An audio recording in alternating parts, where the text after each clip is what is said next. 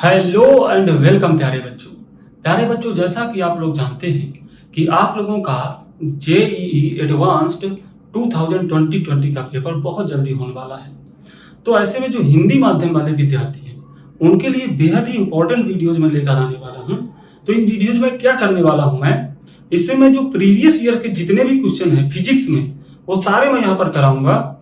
और उसमें हम कैसे करेंगे, हम पर्टिकुलर एक चैप्टर को लेंगे और उस पर्टिकुलर चैप्टर से जितने भी क्वेश्चन पूछे गए हैं उन सभी को समाप्त करेंगे। उसके बाद उस चैप्टर को समाप्त करने के बाद अगला चैप्टर उठाएंगे और उस चैप्टर में जितने भी क्वेश्चन पूछे गए होंगे उनको करेंगे। तो इस तरह से हर एक चैप्टर को धीरे धीरे हम खत्म कर लेंगे।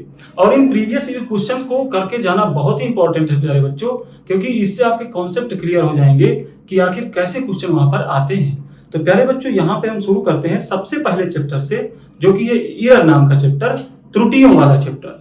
क्योंकि इस चैप्टर से तो क्वेश्चन आना तय है। ये कुछ इस चैप्टर से मतलब हमेशा ही क्वेश्चन आता है, बेहद ही इंपॉर्टेंट चैप्टर है। तो चलिए प्यारे बच्चों शुरू करते हैं। यहाँ पे देखिए जो पहला क्वेश्चन है, आप पढ़िए, मैं भी पढ़ता हूँ, फिर हम सब लोग मिलकर इसे सॉल्व करेंगे।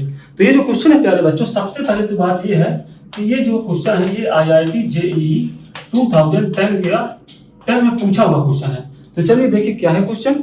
वर्नियर कैलिपर्स के मुख्य पैमाने पर 1 mm के चिन्ह है। इसके मुख्य पैमाने के 16 खाने वर्नियर पैमाने के 20 भागों से संपाती होते हैं। इस वर्नियर कैलिपर्स का अल्पतमांक बताइए। देखिए यहाँ पे पूछा हुआ कहा है कि वर्नियर कैलिपर्स के मुख्य पैमाने पर 1 mm के चिन्ह है। तो अगर मुख्य पैमाने पर 1 mm के चिन्ह है यानी मुख्य पैमाने के एक भाग की लंबाई इतनी है ना। तो मुख्य पैमाने के अगर हम मान लो कि मेन स्केल, एक मेन स्केल, मुख्य पैमाना मेन स्केल की लंबाई कितनी है 1 mm, ऐसा तो उन्होंने क्वेश्चन में बोला हुआ है। ठीक है, और हमसे क्या हुआ, कुछ और बोला, फिर लास्ट में हमसे पूछा हुआ है कि वर्नियर कैलिपर्स का अल्पतमांक। तो देखिए अल्पतमांक क्या होता है वर्नियर कैलिपर्स का अल्पतमांक। देखिए 90% केसेस में यही फार्मूला लगेगा जो मैं बताने जा रहा हूं। कुछ केसेस में अलग हो सकता है, तो वो भी अगर ऐसा क्वेश्चन आएगा जिसमें अलग कंडीशन बनेगी तो वो भी हम आपको बता देंगे। तो अल्पतमांक क्या होता है वर्नियर कैलिपर्स का, एक मेन स्केल डिवीजन का लेंथ, यानी मेन स्केल के एक भाग की लेंथ माइनस वर्नियर स्केल के एक भाग की लेंथ, यही होता है अल्पतमांक। ठीक, तो मेन स्केल के एक भाग की लेंथ तो हमें पता है, हमें निकालना है वर्नियर स्केल के एक भाग की लेंथ। तो उसके लिए कुछ डाटा दिया हुआ है। तो कैसे है, देखिए क्या दिया है कि मुख्य पैमाने के 16 खाने वर्नियर पैमाने के 20 खानों के संपाती है। मतलब 16 मुख्य पैमाने के 16 खानों की जो लेंथ है, तो मुख्य पैमाने के 16 खानों की जो लेंथ है कितनी होगी, 16 × 1 mm, है ना, यही तो हो जाएगी। जो 16 खाने हैं मुख्य पैमाने की वर्नियर स्केल के 20 खानों के संपाती है। तो 16 खाने यानी कि मुख्य पैमाने के जो 16 खानों की लंबाई होगी वो वर्नियर स्केल के 20 खानों की लंबाई के बराबर होगी। तो 16 खानों की लंबाई तो इतनी हो गई मुख्य पैमाने की। अब ये बराबर होगी किसके, वर्नियर स्केल के 20 खानों की लंबाई की। तो 20 × वर्नियर स्केल का एक भाग, यानी कितना, एक भाग। तो मैं इसको लिख लेता हूं वर्नियर स्केल का एक भाग, इस तरह से दिखा देता हूं। अब इसको इधर ले आइए, 16/20 × 1 mm, ये हो जाएगा 1 VS जो हम निकालना चाहते हैं। अब इसको कैंसिल कर लीजिए। तो प्यारे बच्चों ये सॉल्व हो गया 0.8 mm, है ना, ये 1 VS की वैल्यू आ जाएगी 0.8 mm। अब इसको इस फार्मूले में रख दो, 1 ms की वैल्यू तो पता है 1 mm माइनस इसकी भी वैल्यू पता चल गई 0.8 mm, तो ये हो गया 0.2 mm। तो प्यारे बच्चों ये हमारा आंसर हो जाएगा, यही अल्पतमांक हो जाएगा प्यारे बच्चों। चलिए ये क्वेश्चन आपको समझ में आया होगा। अब हम आगे चलते हैं।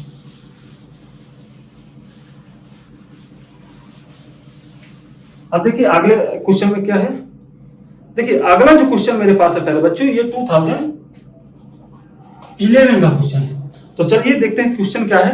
हम लोग इसे मिलकर पढ़ते हैं पहले, फिर करेंगे। देखिए क्या लिखा है, एक ठोस गेंद का घनत्व एक प्रयोग से निर्धारित होना है। गेंद का व्यास एक स्क्रू गेज जिसका पिच 0.5 mm है तथा जिसके वृत्तीय पैमाने पर 50 भाग है द्वारा मापा जाता है। मापे में मुख्य पैमाने का मान 2.5 mm तथा वृत्तीय पैमाने का भाग 20 भाग है। अच्छा, यदि गेंद के मापे गए द्रव्यमान में सापेक्ष त्रुटि 2% है तो घनत्व में सापेक्ष त्रुटि बताइए। अच्छा देखिए ऑप्शन से यहाँ पर परसेंटेज में दिए हैं, यानी कि हमें घनत्व में परसेंटेज ही रहे बतानी है। तो देखिए अगर हम घनत्व को मान लें कि रो है, तो घनत्व प्यारे बच्चों क्या होता है, द्रव्यमान बटे आयतन, यही तो होता है ना। अब आयतन अगर हम निकालना चाहें तो आयतन कैसे निकाल सकते हैं? यहाँ पे जो गेंद है उसका व्यास हमें मापना है, तो गेंद का अगर हम रेडियस मान ले r, तो क्या हो जाएगा, जो आयतन हो जाएगा कितना होगा 4/3 पाई r क्यूब, यही हो जाएगा। तो इसको यहाँ रख दीजिए, तो m/4/3 पाई r क्यूब। ठीक, अब चूंकि ये नाप क्या रहा है, नाप रहा है यहाँ पर व्यास को, तो हमें क्या करना है कि व्यास के ही टर्म में इसको लिख लेना चाहिए, क्योंकि हमें व्यास के ही टर्म में प्रतिशत त्रुटि मिल पाएगी। तो हम इसको क्या कर लेते हैं, r को यहाँ पे व्यास के टर्म में लिख लेते हैं। तो r क्या होता है, व्यास बटे 2। तो अगर व्यास को हम d मान लें तो क्या r बराबर d बटे 2। तो यहाँ पे लिख लेते हैं हम m/4/3 पाई, r की जगह में d बटे 2, यानी कि d क्यूब बटे 8, यही हो जाएगा। तो रो इतना हो गया। अब देखिए, अब हम क्या करें, ये एक्सप्रेशन हमें मिला, तो अगर हमें इस पर प्रतिशत त्रुटि निकालनी है तो हम एक काम कर सकते हैं कि हम इसमें ln ले लें, फिर डिफरेंशिएट कर लें। देखिए, हमेशा ही ln लेना जरूरी नहीं होता, आप सीधे ही डिफरेंशिएट कर सकते हैं, लेकिन क्या होता है कि सीधे ही डिफरेंशिएट करने पर कैलकुलेशन बहुत ज्यादा हो जाती है, तो हम ln लेकर बाद में करते हैं डिफरेंशिएट, तो क्या होता है चीजें आसान हो जाती हैं। लेकिन कभी कभी उल्टा हो जाता है, अगर गलती से आप ln ले लें तब कैलकुलेशन लंबी हो जाती है।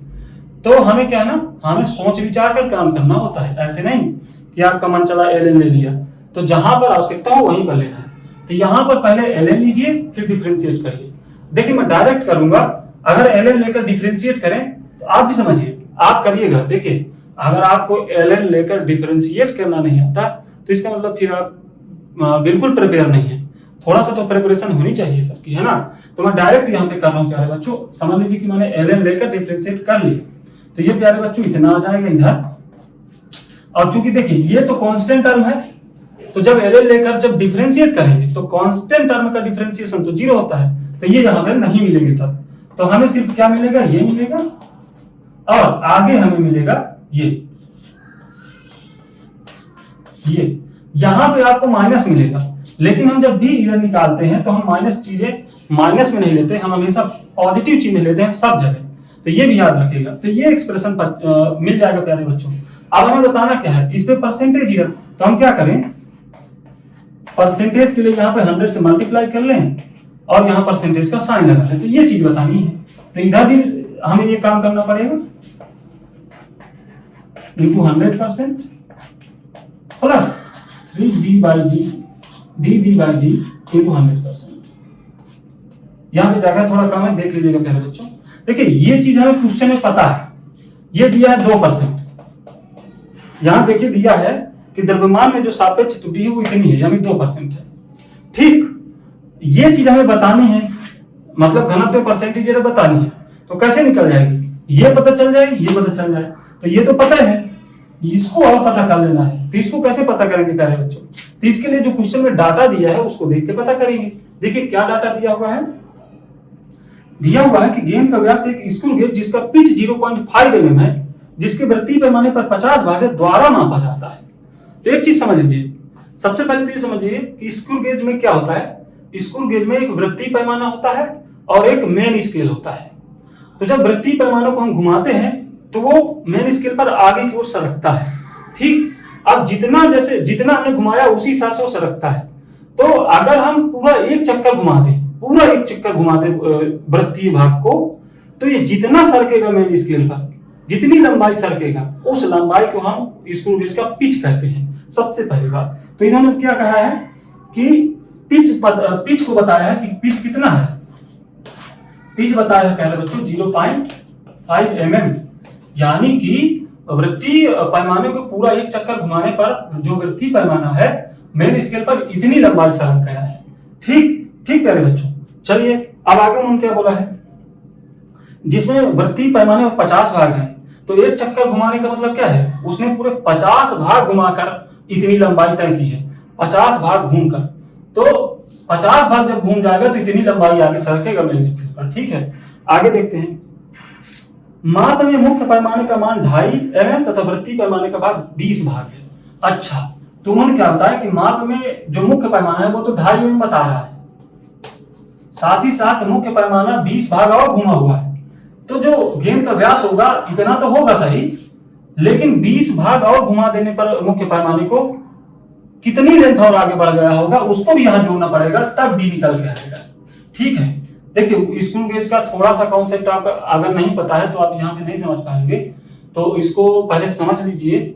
जो स्क्रू गेज है उसका कॉन्सेप्ट थोड़ा पढ़ के कहीं से समझ लीजिएगा, तब आपको ये समझ में आएगा। अभी प्यारे बच्चों मेरे पास टाइम नहीं है, बस एक क्वेश्चन कराने आया हूँ, कॉन्सेप्ट नहीं समझाने आया हूँ।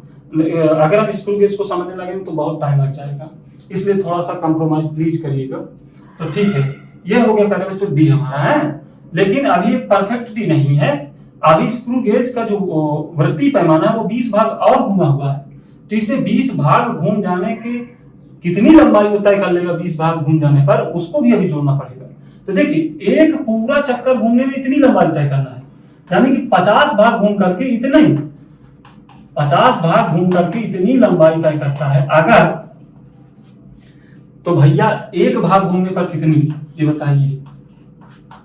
तो 0.5 mm डिवाइड बाई 50, यही करेंगे और इसको सॉल्व कर लेंगे तो 0.01 mm आ जाएगा। इसको थोड़ा सा अलग रखिएगा, इसको अलग रखिएगा। तो प्यारे बच्चों एक भाग घूमने पर इतना mm चलेगा, तो 20 भाग घूमने पर कितना, 20 भाग घूमने पर कितना, इसमें 20 का इंटू कर दो, यानी कि 0.2 mm।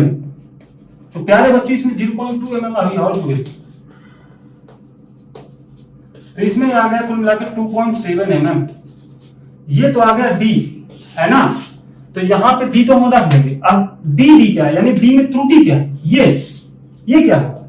तो ये क्या होता है, देखिए किसी भी पैमाने को आप लेंगे उसमें जो न्यूनतम माप सकने वाली जो डिस्टेंस होती है वही उसका उसमें त्रुटि हो सकती है।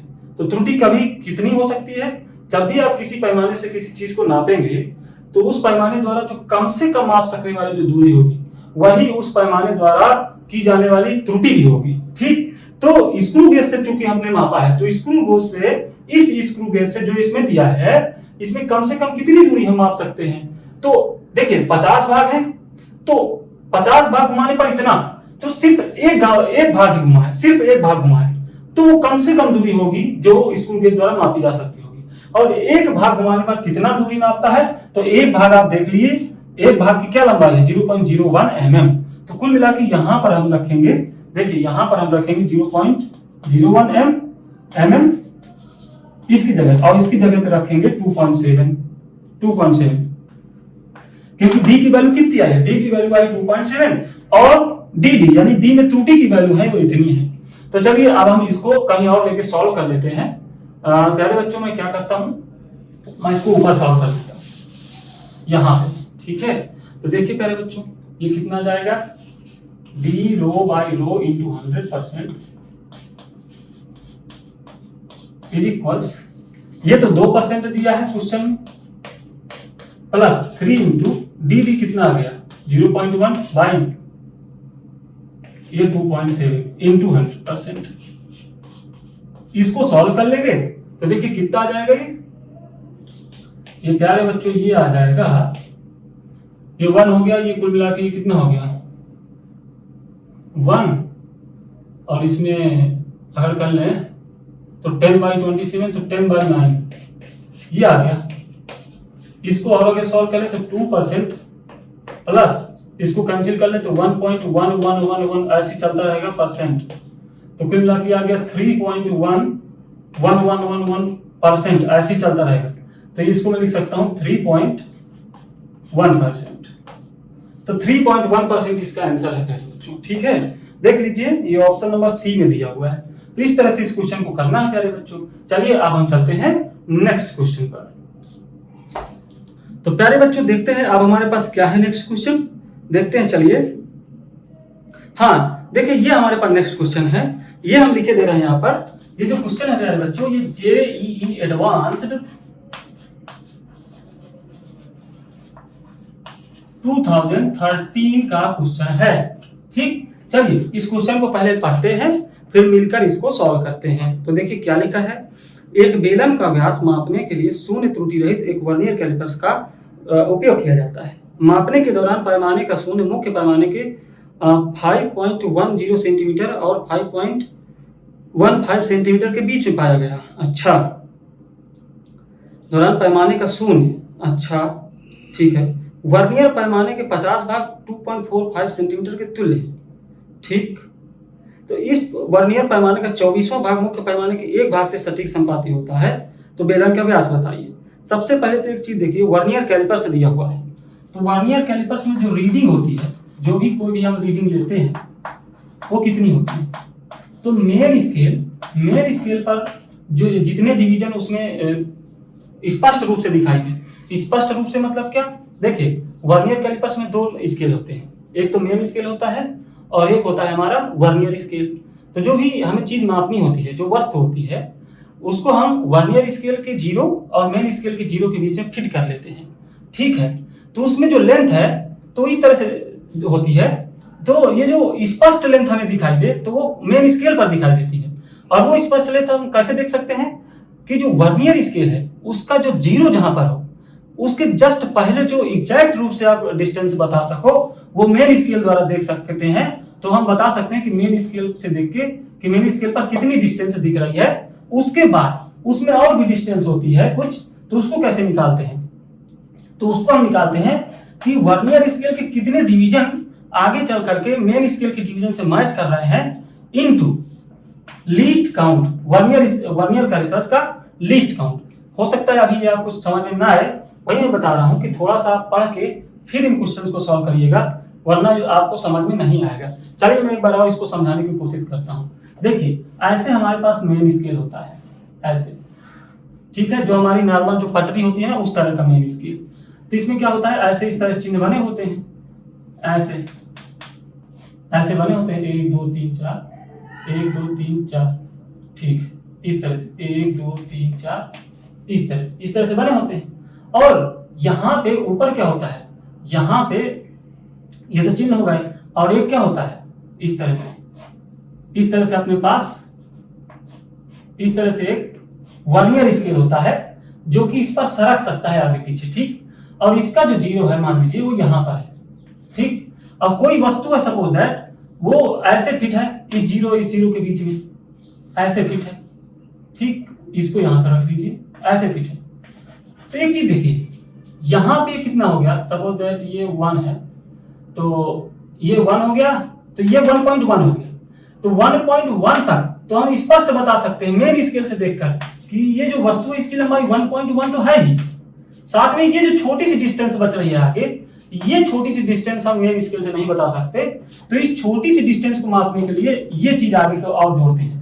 तो इसमें क्या होता है, ये वर्नियर स्केल का कुछ भाग आगे चल करके मेन स्केल के कुछ भाग से संपाती होते हैं। तो उन भाग को देख लेना कि कितने आगे भागों से संपाती होते हैं इनटू इस पूरे वर्नियर कैलिपर्स का लीस्ट काउंट, ठीक है। तो इस तरह से हमें थोड़ा सा निकालना है, आप समझ लीजिएगा। तो चलिए प्यारे बच्चों, अब हम देखते हैं। यहाँ पे सबसे पहले तो एक चीज देख लीजिए कि ये कह रहा है कि जो ये जो पैमाना है ना, वर्नियर पैमाना, इसका जो शून्य है ये कहाँ के बीच में मिलता है, 5.10 और 5.15 सेंटीमीटर के बीच में, यही कह रहा है ना। हाँ, तो इसका यहाँ का जो डिस्टेंस है वो 5.15 है और यहाँ जो डिस्टेंस है 1.10 सेंटीमीटर है। इसका मतलब कि जो मुख्य पैमाना है, मुख्य पैमाने के एक भाग की जो लंबाई है वो कितनी है, 5.15 सेंटीमीटर माइनस 5.10 सेंटीमीटर, यानी कि 0.05, यही होगा ना। हाँ, 0.5, ये मेन स्केल के एक भाग की लंबाई हो गई, है ना, ठीक। और देखिए यहाँ पे मैंने बताया कि ये वो डिस्टेंस है जो स्पष्ट रूप से दिखाई दे। तो स्पष्ट रूप से यहाँ तक, इसके पहले तक हम देख पा रहे हैं 5.10, तो इसकी वैल्यू तो हमें पता है 5.10 सेंटीमीटर, ये तो हमें पता है। हमें सिर्फ इसको निकालना है।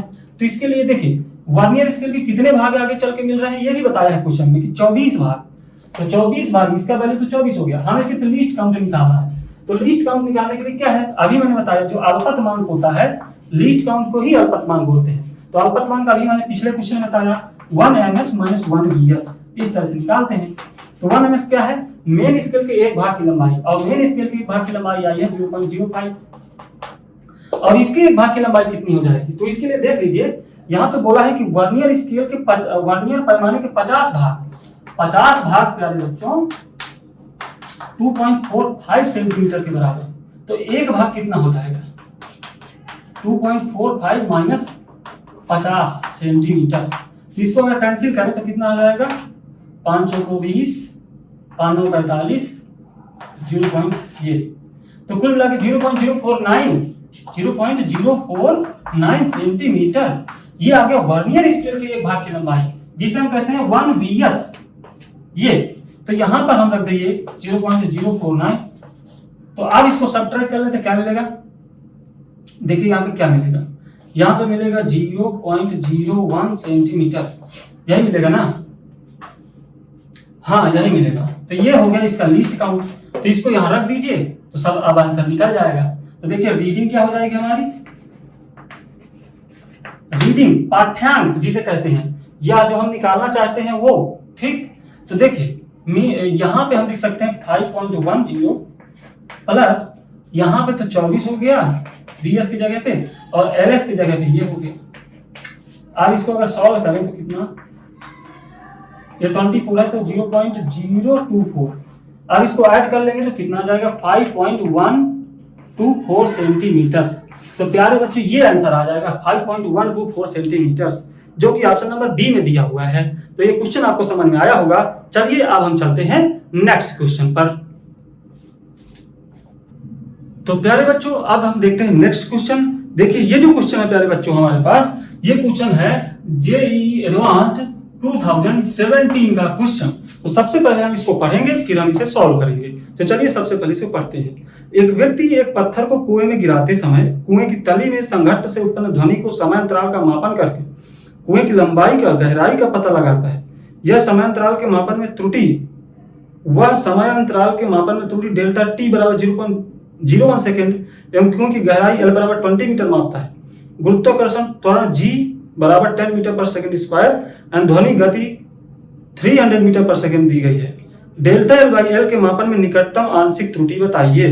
देखिए तो हमें पूछा क्या हुआ है कि डेल्टा L बाई L में, देखिए चूंकि सारे ऑप्शन परसेंटेज में दिया हुआ है तो कुल मिलाकर delta L by L into 100%, यानी कि लेंथ में जो मतलब कुएं की गहराई हमने नापी है, ये कुएं की गहराई है, ठीक। तो कुएं की गहराई में निकालने में जो परसेंटेज इधर है गहराई में, वो हमें बतानी है।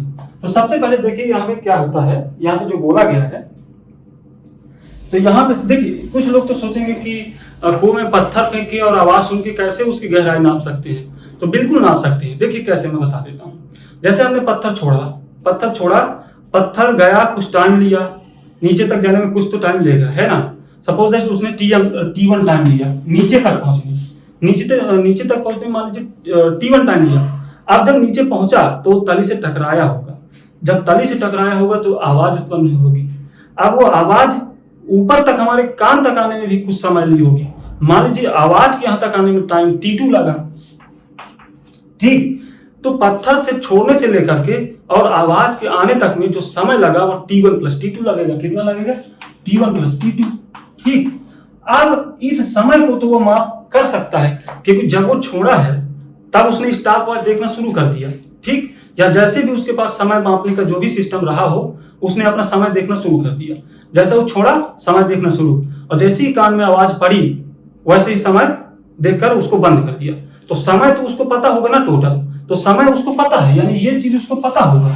अब इसके माध्यम से L कैसे निकलेगा तो वो समझिए। देखिए T1 हम कैसे बता सकते हैं, ये तो पत्थर का नीचे तक जाने में समय है ना, तली तक जाने में, तो वो कैसे निकलेगा। देखिए इस समय को हम ऐसे निकाल सकते हैं, जैसे आप जानते हैं गति का द्वितीय समीकरण S बराबर ut plus half lt square, यही होता है। तो चूंकि चुपचाप छोड़ दिया गया है, कोई वेग नहीं दिया गया, चुपचाप छोड़ दिया गया है, तो इनिशियल वेग क्या है? 0 है, यानी यहाँ पे ये तो 0 हो गया, बचा ये, ठीक है। और a क्या है? g, क्योंकि त्वरण यहाँ पे g है, ठीक। तो यहाँ जो टाइम है, अगर उसको T1 माने हैं हमने क्या माना T1, तो T1 स्क्वायर, तो T1 कितना निकाल सकते हैं? इतना। अगर देखिए ये तो गहराई हो गई कुएं की, और गहराई को उसने L माना है, तो यहाँ पे S की जगह पे L लिख लो। अब इसको इधर ले आओ तो 2L/G का होल रूट, ये आ जाएगा T1, है ना। तो T1 कितना लिख लीजिए, 2L/G, ये T1 हो गया। और T2 कैसे निकाल सकते हैं? तो वो तो क्या है, आवाज के हमारे कान तक आने में, तो आवाज की गति कितनी बता दी? 300 मीटर पर सेकेंड, और उसको डिस्टेंस कितनी कवर करनी है? L। तो टाइम कितना लेगा? डिस्टेंस अपॉन स्पीड, यानी कि L/300, यही लेगा ना टाइम। तो टाइम t1 प्लस t2 कर लें अगर, तो t2 कितना हो गया L/300, ठीक। और t1 plus t2 total time हो जाएगा। तो टोटल टाइम अगर मान लूं मैं t, तो ये कितना हो जाएगा t1 प्लस t2, यानी कि √12/g प्लस L/300। तो ये हो गया प्यारे बच्चों हमारे पास। अब देखिए टोटल टाइम तो उसको पता है ना, तो टोटल टाइम तो उसको पता रहेगा क्योंकि अपना नाप रहा होगा किसी यंत्र से टाइम को। अब यहाँ पे पता क्या नहीं है, सिर्फ एल नहीं पता, जी भी पता है 10, ऐसा बोला है क्वेश्चन में कि इसको 10 ले लो, और सब पता है, ये भी पता है, एल नहीं पता, तो यहाँ पे टाइम रख के एल निकल जाएगा, तो इस तरह से निकल जाएगा। तो मतलब पत्थर को फेंक के और आवाज को सुनकर भी एल की कुएं की गहराई पता की जा सकती है, ठीक है। तो ये हो गया। लेकिन प्यारे बच्चों हमें बताना क्या है, हमें ये बताना है, यानी कि एल में त्रुटि बताना है। तो चलिए यहाँ पर हम एल में त्रुटि बताने की कोशिश करते हैं। तो चलिए सबसे पहले काम करते हैं, इसको डिफरेंशिएट कर लेते हैं। चलिए मैंने बताया कि कोई भी एक्सप्रेशन है तो उसको डिफरेंशिएट कैसे कर सकते हैं, या तो डायरेक्टली डिफरेंशिएट कर लो या फिर पहले ln लो फिर डिफरेंशिएट करो। तो देखिए कभी कभी ln लेना कैलकुलेशन को कठिन भी बनाता है और कभी कभी सरल भी बनाता है। तो अगर कभी कठिन बनाए तो ln नहीं लेना, डायरेक्टली डिफरेंशिएट करना है। जैसे अगर मैं यहाँ पे ln लूं तो इसको बहुत कठिन हो जाएगा सॉल्व करना, कैलकुलेशन बहुत ज्यादा बढ़ जाएगी। तो यहाँ पे ln नहीं लेंगे, यहाँ पे सीधे डिफरेंशिएट कर ले रहे हैं हम। तो सीधे डिफरेंशिएट कर रहे हैं, तो यहाँ पे प्यारे बच्चों सीधे डिफरेंशिएट करने पर क्या मिलेगा, यहाँ पे मिलेगा dt, और इसको करेंगे डिफरेंशिएट। देखिए तो √2/g तो कांस्टेंट टर्म है, तो इसको बाहर ले लीजिए, बचा ये √l, तो √l का कितना होगा 2√l/dl, यही हो जाएगा ना, प्लस ये हो जाएगा dl/300। तो ये हो जाएगा, ठीक, जब इसको हम डिफरेंशिएट करेंगे। ठीक प्यारे बच्चों, अब एक चीज यहाँ पे देखिए, हमें बताना है, हमें क्या बताना है। चलिए अभी इसको और सॉल्व कर लेते हैं। हम सबसे पहले dl की वैल्यू निकाल लेते हैं। तो dl रख देंगे, l हमें पता है, l उसने क्वेश्चन में दे रखा है 20 मीटर, और dl यहां से निकाल लें। अच्छा डेल l, इसने डेल्टा l लिखा है, इसी को मैंने dl लिख लिया है, ठीक है, ये एक ही चीज है।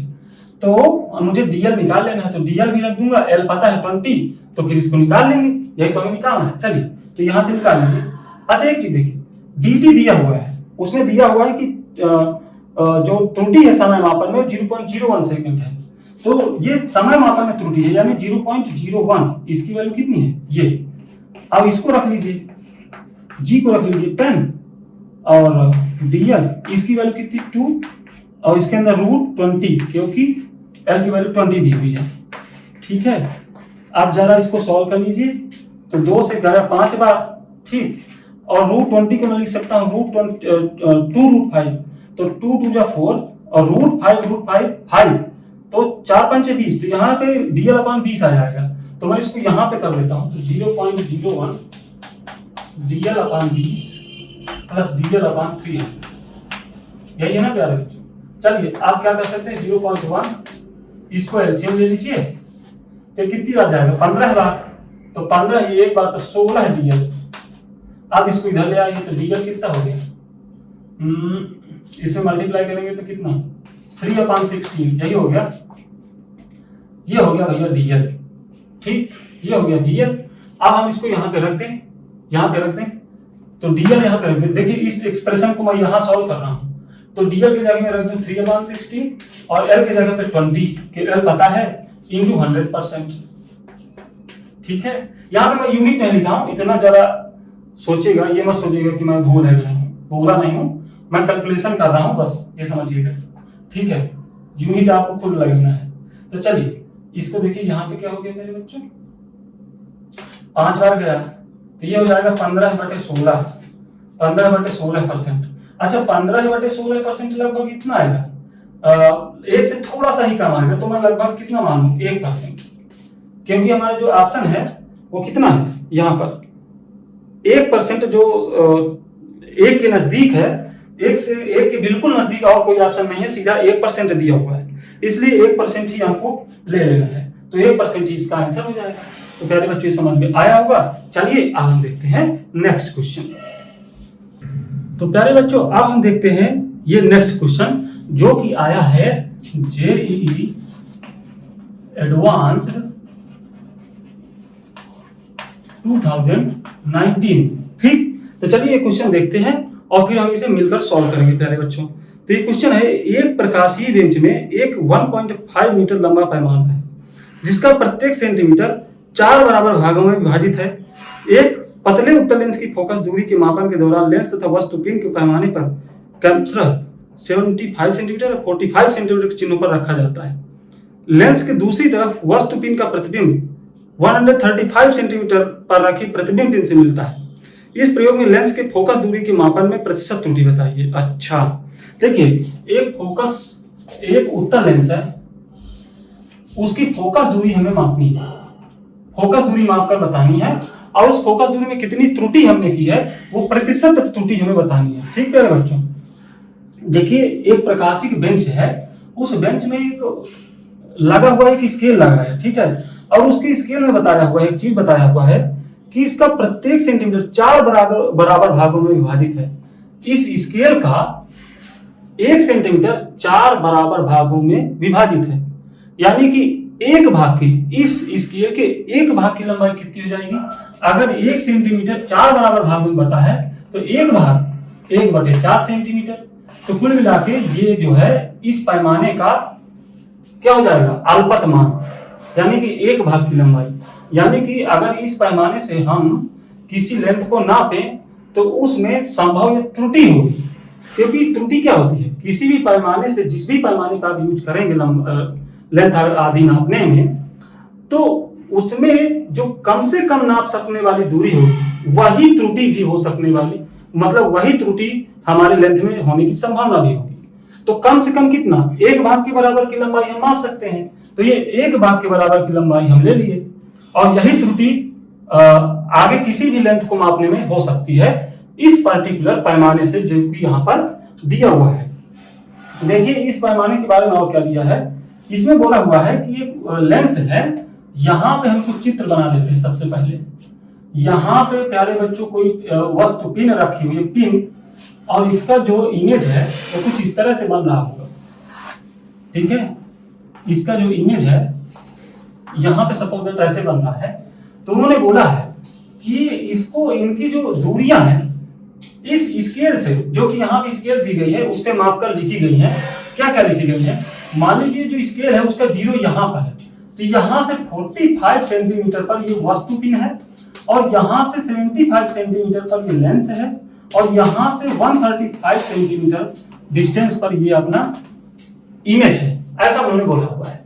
ठीक है, इस तरह से कंडीशन दे दी गई और बोला गया कि भैया फोकस दूरी निकालो और उसमें एरर निकालो, परसेंटेज एरर। ठीक है, तो चलिए एक चीज समझिए। सबसे पहले तो ये जो हमने लिखा है ये अभी थोड़ा इसमें गलत है, त्रुटि है इसमें। ऐसी त्रुटि हमने करी है, एक चीज समझिए, हमने इस स्केल से दूरियां नाप कर लिखी है, तो इस स्केल से संभव त्रुटि को भी हमें लिखना चाहिए, क्योंकि ये एग्जैक्ट लेंथ हो सकता है ये गलत हो, 45 सेंटीमीटर ना हो, क्योंकि इसमें त्रुटि भी तो संभव है 1/4 सेंटीमीटर की, है ना। तो इसमें हमें क्या लिखना चाहिए? 45 प्लस माइनस 1/4 सेंटीमीटर, ये हमें लेंथ लिखनी चाहिए यहाँ पर। इसी तरह इसमें भी जोड़ेंगे प्लस माइनस 1/4 सेंटीमीटर, और इसी तरह से प्यारे बच्चों इसमें भी 1/4 सेंटीमीटर। ठीक है, इस तरह से जोड़कर लिखेंगे। अब हमने बिल्कुल सही सही लिख लिया है। अब प्यारे बच्चों देखिए, अगर हम फोकस दूरी निकालना चाहते हैं तो लेंस के लिए जो फोकस दूरी का फार्मूला होता है वो तो ये होता है, ये होता है, तो इसके माध्यम से हम निकालेंगे। ठीक, लेकिन हमें अगर प्रतिशत त्रुटि निकालनी है प्यारे बच्चों, तो हम क्या करेंगे? इसके लिए प्रतिशत त्रुटि अगर निकालना है तो हम सबसे पहले इसको डिफरेंशिएट करेंगे। डिफरेंशिएट कर लीजिए, तो चलिए डिफरेंशिएट करते हैं। तो यहां पे अगर डिफरेंशिएट करें तो क्या मिलेगा? यहां पे प्यारे बच्चों ये मिलेगा इतना, इतना मिलेगा, स्क्वायर मिलेगा यहाँ पर। ठीक है, ये डिफरेंशिएशन वाला काम आपको देखिए ये इतना आना चाहिए, मैं सीधे ही कर रहा हूं, आपको आना चाहिए कि कैसे हुआ है। ये मत कहिएगा कि इसको समझाया नहीं, क्योंकि अब डिफरेंशिएशन तो आना ही चाहिए भाई, इतना तो आना चाहिए। देखिए ये एक्सप्रेशन निकल के आया हमारे पास पहले बच्चों, ठीक है। लेकिन एक चीज बताइए, मैं अभी बताया था एक पहले क्वेश्चन में कि देखिए कभी भी जब हम एरर निकालते हैं ना तो हमें माइनस के चिन्ह नहीं लेना होते, हमेशा प्लस के चिन्ह लेने चाहिए, क्योंकि हमें मैक्सिमम एरर निकालते हैं, मैक्सिमम एरर ही हम निकालते हैं। तो हम माइनस के चिन्ह हटा देंगे, सिर्फ प्लस प्लस के चिन्ह लेना चाहिए हमें। तो ठीक है प्यारे बच्चों, ये एक्सप्रेशन निकल के आया। अच्छा देखिए, हमें निकालना क्या है, फोकस दूरी में परसेंटेज एरर, यानी कि df/f × 100%, ये हमें निकालना है।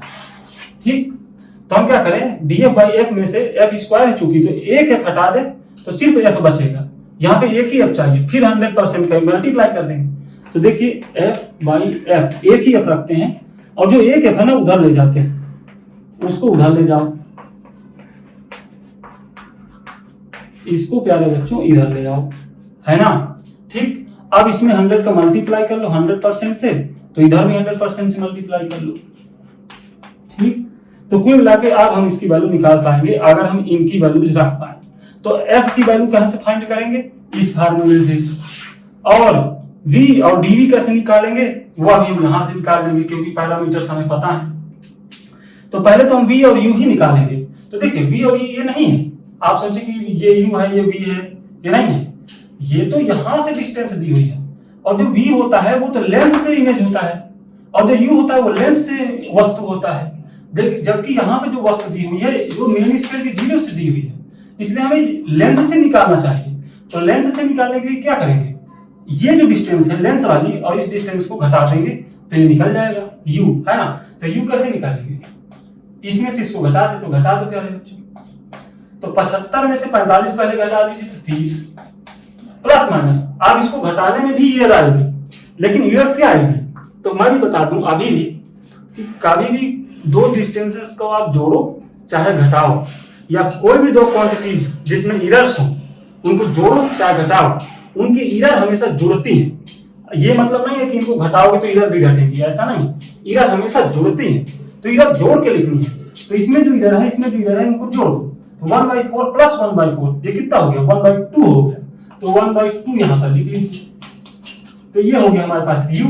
इसी तरह v कितना हो जाएगा, तो v में इसमें इसको घटा दो तो v निकल जाएगा, यानी कि यहाँ से इमेज की डिस्टेंस निकल जाएगी। तो 135 माइनस 75 यानी 60 प्लस माइनस एरर 1/4 प्लस 1/4 यानी 1/2। तो ये हो गए प्यारे बच्चों यहाँ पे 60 प्लस माइनस 1/2 सेंटीमीटर, ये हमारा v हो गया। ठीक, अब हम क्या करेंगे, हम सबसे पहले फोकस दूरी निकाल लें, क्योंकि हमें f रखना है यहाँ पे। तो इस फार्मूले के यूज से यहाँ पे मैं यहाँ पे कर दे रहा हूँ, v क्या रखेंगे, v तो अपने पास 60 है। अच्छा ये 1/2 v नहीं है, ये dv है, यानी v में त्रुटि, यानी कि ये चीज dv ये है 1/2। इसी तरह ये क्या है, ये du है, ये u है, ये du है, ये v है, ये क्या है, dv है। ठीक, ये समझ के चलेगा। तो यहाँ v की जगह पे 60 और यहाँ पे क्या रखेंगे, यहाँ पे 30, लेकिन 30 कैसा, माइनस के साथ, क्योंकि लेंस के इधर वाली डिस्टेंसेस को हम क्या लेंगे, माइनस लेंगे, उधर वाले डिस्टेंसेस को पॉजिटिव लेंगे। तो माइनस जब लेंगे तो ये एक माइनस और ये माइनस पॉजिटिव बन जाएगा। आप जरा इसको सॉल्व कर लीजिए, तो कितना आएगा, 3/60 और 1/20। तो f आ गया कुल मिलाकर 20 सेंटीमीटर, f आ गया 20 सेंटीमीटर। तो f भी पता चल गया, और d भी पता है 1/2, du पता है 1/2, v और u भी पता है, v कितना है 60, u पता है 60, और f भी पता चल गया 20। तो यहाँ में सारे पैरामीटर्स अब हमें पता चल गए हैं। तो सिर्फ हमें रख के इसको हल है कर लेना है प्यारे बच्चों, सिर्फ हमें इसे सॉल्व कर लेना है। और इसको सॉल्व करने के बाद जो वैल्यू आएगी प्यारे बच्चों, मैं आपको बता दूं, तो यहाँ पे मेरे पास वैल्यू, तो यहाँ पे क्वेश्चन, सिर्फ क्वेश्चन है मेरे पास, इसका आंसर नहीं है। तो चलिए इसको सॉल्व कर लेते हैं। मेरे पास सिर्फ और सिर्फ क्वेश्चन है, इसका सॉल्व नहीं है प्यारे बच्चों मेरे पास। ठीक है, तो मैं क्या करता हूँ, इसको सॉल्व कर लेता हूँ। थोड़ा सा मिटा देते हैं तब इसको सॉल्व करेंगे। कहाँ पे मिटा दें, इसको बीच वाला भाग मिटा दें, क्योंकि हमें यहाँ पर बाकी चीजों की जरूरत होगी, तो बाकी चीजें हम नहीं मिटाएंगे। चलिए यहाँ पे सॉल्व कर लेते हैं। df/f × 100% du कितना 1/2, और v स्क्वायर कितना 3600, क्योंकि 60 का स्क्वायर करेंगे तो 3600 प्लस 1/2। अब ये 30 का स्क्वायर करेंगे तो 900, 30 है ना वहां पे, तो 30 का स्क्वायर 900 इंटू एफ कितना है, एफ है भैया 20 इंटू 100%, यही है ना। अब देखिए इसको अंदर मल्टीप्लाई कर लीजिए, 3600 मल्टीप्लाई कर लो ना, 2000 को अंदर प्लस 1/2 इंटू 2000 और 900। बाहर अभी क्या, बाहर अभी परसेंटेज का साइन लगा हुआ है, ये परसेंटेज का साइन, ठीक है।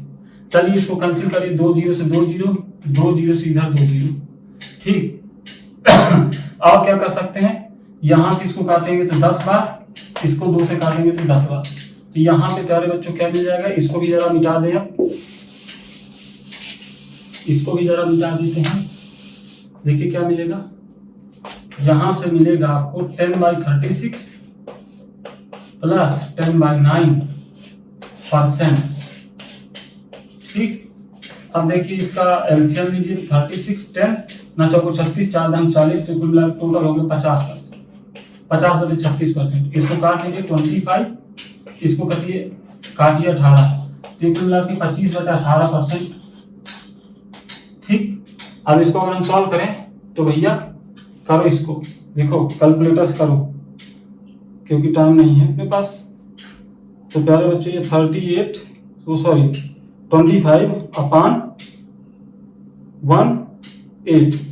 तो ये प्यारे बच्चों आ गया आपके पास अबाउट 1.39%, ये आंसर आ जाएगा, ठीक प्यारे बच्चों। तो चलिए ये भी आपका क्वेश्चन हो गया प्यारे बच्चों।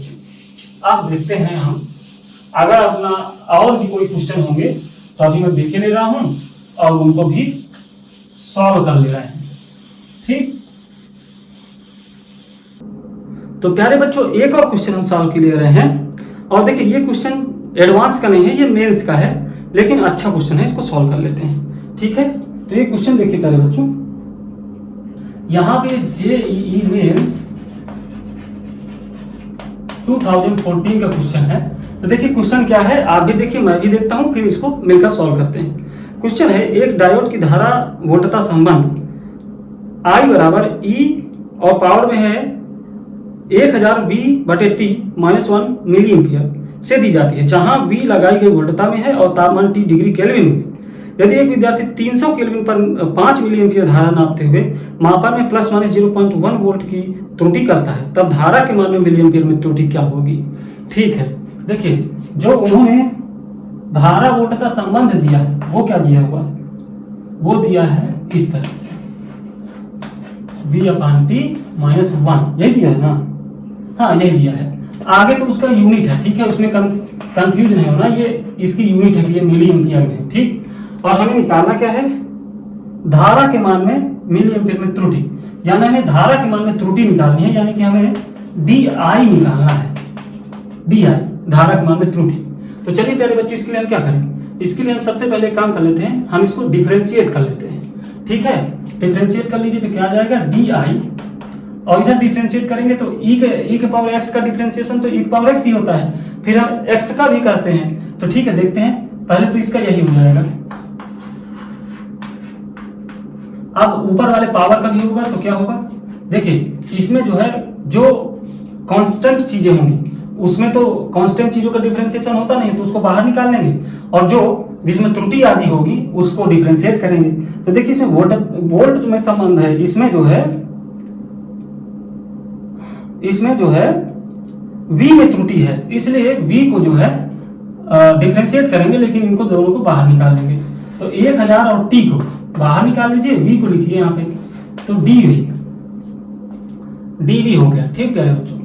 अब देखिए एक बचा, तो एक का डिफरेंशिएशन तो 0 हो जाएगा, तो कुल मिला के इतना एक्सप्रेशन निकल के आया, ठीक। अब एक चीज देखिए, यहाँ पे इसको अगर हम रखे रहेंगे तो हमारा सोल्यूशन आगे नहीं बढ़ेगा, इसको जरा हम हटाते हैं यहाँ से, तो ये कितना हो जाएगा, -1 को इधर ले लीजिए, तो ये कितना हो जाएगा I+1। देखिए ये जो है यूनिट है, इससे कंफ्यूज नहीं होना, तो ये कितना हो जाएगा, 1 को इधर ले लें तो I+1, तो इसकी जगह हम क्या लिखेंगे I+1, I इंटू में क्या है 1000 T इंटू D, तो ये DI हो जाएगा, यहाँ पे वैल्यूज रख लो निकल जाएगा। I कितना दिया है, I दिया है भाई साहब 5 मिली एम्पियर, तो यहाँ 5, यहाँ 1, 1000, टी दिया है 300 दिया है ना, हाँ 300 दिया है, और डीवी कितना दिया है 0.01। अब इनको सॉल्व कर लो, तो सॉल्व करेंगे तो कितना ये, और ये हो जाए कितना 5x6 इंटू 10/3 इंटू 0.01, तो 3 गुना 6, और ये कितना हो जाएगा 20, तो कुल मिला के आ गया 0.2 मिली एम्पियर की जो त्रुटि होगी आई में वो होगी। तो डी आई कितना है 0.2 मिली एम्पियर। तो प्यारे बच्चों ये पहला ऑप्शन इसमें सही होगा। तो प्यारे बच्चों आशा करता हूँ कि आपको क्लास अच्छी लगी होगी, और ऐसे ही आपकी जो नॉलेजफुल जो आपके लिए काम की वीडियोज हैं उनको पाने के लिए इस चैनल को जरूर से जरूर सब्सक्राइब करें और हमें सपोर्ट करें, क्योंकि अभी हमारा नया बिल्कुल चैनल है। तो चैनल को सब्सक्राइब भी करें और वीडियोज़ को लाइक करें, शेयर करें। धन्यवाद प्यारे बच्चों।